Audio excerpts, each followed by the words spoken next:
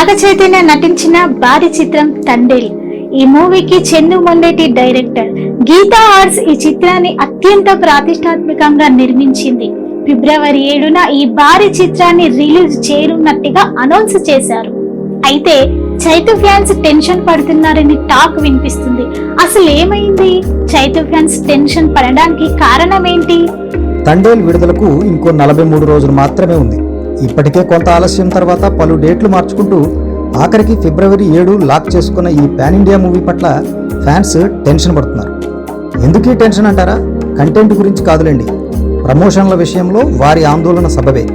సంధ్యా theatre దుర్ఘటన తర్వాత Allu Arjun arrest, తర్వాతి పరిణామాలు, ప్రెస్ మీట్లు, లీగల్ వ్యవహారాలు తదితర పనుల్లో అల్లు అరవింద్ చాలా బిజీగా ఉన్నారు. మానసికంగా ఆయన మీద ఒత్తిడి తీవ్రంగా ఉంది. బన్నీకి క్లీన్ చిట్ రావాలని ఆయన ఆకాంక్ష. ఇంకోవైపు అల్లు కుటుంబానికి అత్యంత ఆప్తుడు బన్నీవాస్ సైతం కేసు పనుల్లోనే ఉన్నాడు. ఎక్కువ సమయం అల్లు అర్జున్తోనే ఉంటూ స్నేహితుడి బాధ్యతను నెరవేరుస్తున్నారు. ఇలాంటి క్లిష్ట పరిస్థితుల్లో తండేల్ ప్రమోషన్లు ఎలా చేయాలని ఆలోచన చేయడం కష్టం. అల్లు అరవింద్, బన్నీవాస్ ఇద్దరు కంటెంట్ మీద నమ్మకంతో భారీ బడ్జెట్ పెట్టేశారు. ఆ నమ్మకంతోనే ఆలస్యమైనా సరే పర్ఫెక్ట్ డేట్ సెట్ చేసుకుని నాగ చైతన్యకు బాక్స్ ఆఫీస్ బ్లాక్ బస్టర్ ఇవ్వాలని డిసైడ్ అయ్యారు. కానీ పుష్ప 2 విడుదల నుంచి సీన్ ఒక్కసారి మారిపోయింది. గీతా కాంపౌండ్లో తండేల్ మాట వినిపించడం తగ్గింది.